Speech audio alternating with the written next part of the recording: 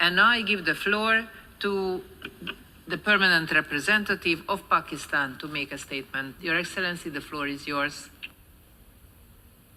Chair, on behalf of the Pakistan delegation and the co-sponsors of L47, I have the privilege to introduce this draft resolution entitled Universal Realization of the Right of Peoples to Self-Determination. Madam Chair, the right to self-determination is a cardinal principle of the UN Charter, reflected in Article 1, Paragraph 2 of the Charter. Article 2 in both the International Conventions on Political and Economic and Social Rights also upholds the right of self-determination as a fundamental basis of all human rights and international law.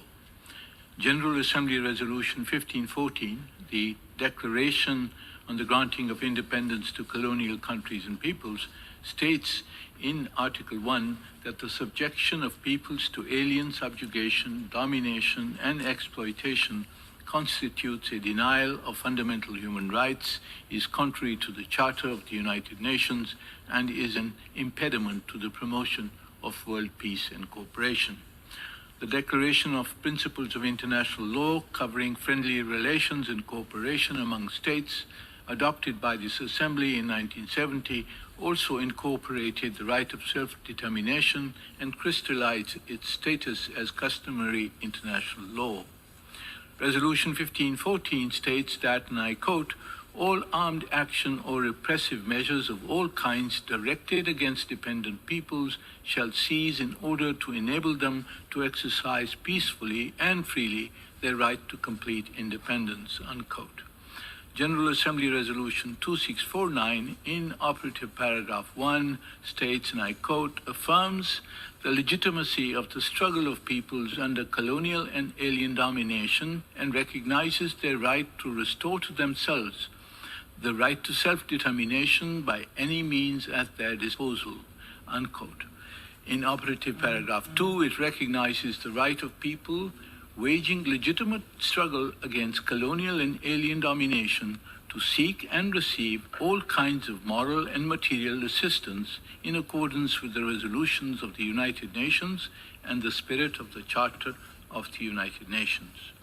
Madam Chair, several resolutions of the General Assembly and the Security Council have categorically declared that attempts to unilaterally change the status of an occupied territory legally or demographically, whose people have yet to exercise their right to self-determination, are ipso facto null and void.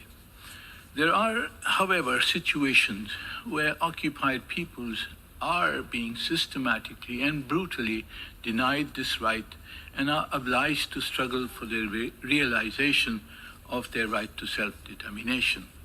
These illegal actions constitute the gravest violations of the principles and purposes of the UN Charter, fundamental human rights, and international law.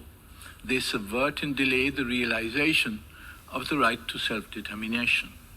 Often, aggressors and occupiers have attempted to justify their suppression of the legitimate struggle of peoples to self-determination by portraying them as terrorists.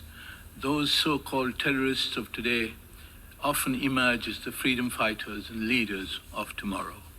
Madam Chair, my delegation is proud to propose and table the resolution on universal realization of the right of peoples to self-determination each year in the General Assembly.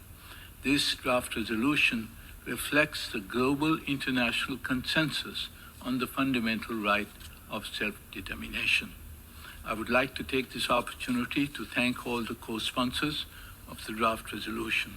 We hope that this year too, this committee and the Assembly will reaffirm the global commitment to the principle of self-determination by adopting this resolution by consensus. I thank you, Madam Chair.